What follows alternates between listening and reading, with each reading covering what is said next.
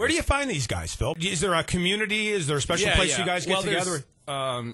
There's a secret web page, Dave. You got to log into that. No, I just working with these guys over the years, man. You know, it's a lot of networking, and there's a community. Comics are definitely a community, right? And so you work with somebody, and there'll be a new guy on the show that you never met. Oh, this guy's from Massachusetts, and he's down doing a set, and you're like, geez, this guy's funny, man. Yeah. Like, he's great. So then you make connection, and I'm like, I got to get you up to Utica. So the reason the shows have done so well is I handpick every show myself. Like, I don't really book anybody I haven't seen or genuinely think is a great act. That's neat. Is your smartphone just full of contacts from comedians, like hundreds and hundreds of names? It's mostly it's made up of 50% comics and then 50% fake phone numbers from women. That's like my phone book is just hey, she gave me a number, man. Right, yeah. Yeah, it's a number. Yeah, she gave me a number. I think it's fascinating, Phil. You bring in a lot of these comics, from either different parts of the country or from different shows right here. Do you ever go out? Have you been on like a traveling kind of? I've done it, but lately, like, business is sort of picking up locally. Yeah. So I've been performing less,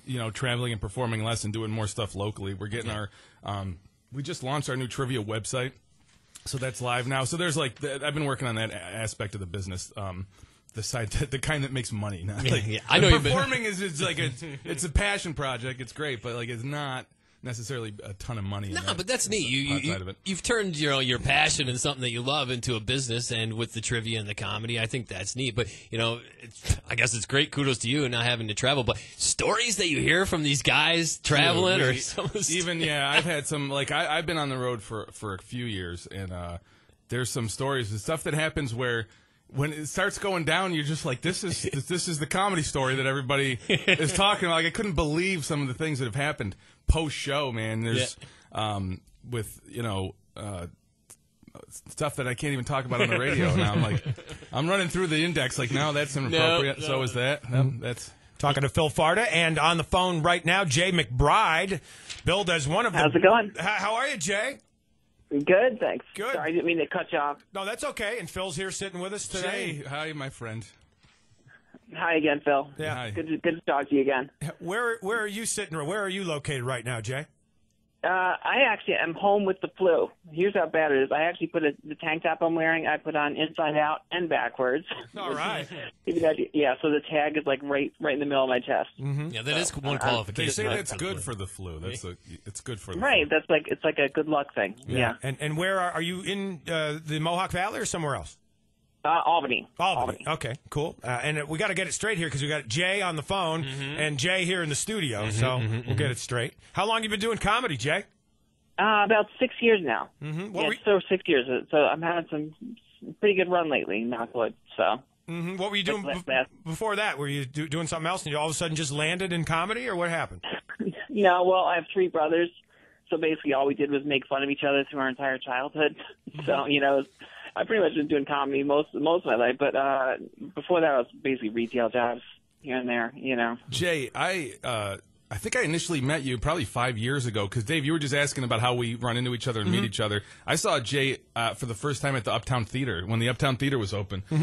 There was kind of an indie comedy show done there, and I don't know if I actually met you that day, but I saw you perform that day. And that's creepy. He's your stalker. He's your comedy stalker, Jay. I was like, I'm thinking we met that day, but I must have just been in a window somewhere. Well, Jay, Phil mentioned earlier that his phone, Dave was asking him about the contacts, and he said, it's filled with half comics and half fake numbers from women. Right, so I heard that, which is great line. Yeah, I'm assuming your number's in there. Yeah, is your number in there as a woman or a comedian? Jeez. There's an asterisk by each. Let's put it that way. Yeah. And you're one of the bad broads of comedy. How many bad broads of comedy are going to be at the Diva Girls Slumber Party in 2 weeks? There are going to be 3 of us. Yeah. Oh, I'm sorry. Go ahead, Phil. No, I didn't know if you even knew that, Jay. This is amazing.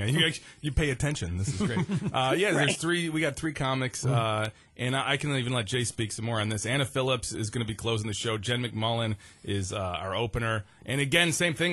Maybe you may have heard of these names or may not, but they are hilarious. Both very successful, very funny comics, and Jay and I have worked with them regularly. They're part of like the Bad Broad lineup. Mm-hmm. You know, I got a handful of like really, really funny ladies that I would use for that show when they're on there. Yeah, and these are two good friends, and I've worked with them for years, so they're very good. Cool. One thing that's weird with comedy that is a lot of people, they don't know comics.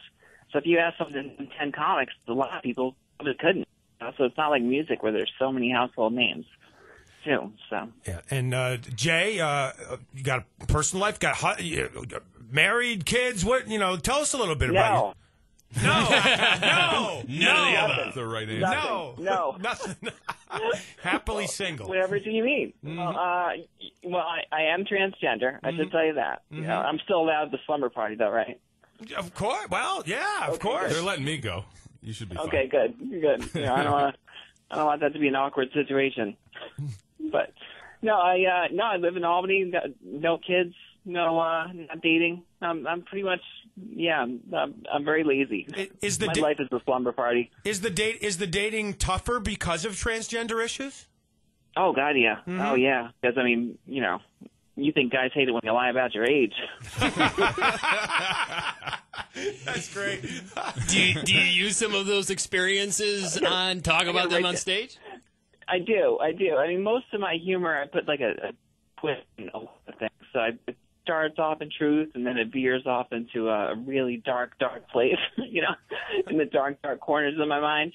But yeah, that's one of the things I talk about. I try not to be. I don't want to be pigeonholed as just someone who's a transgender comedian. So I talk about other things too. Mm-hmm. Sure.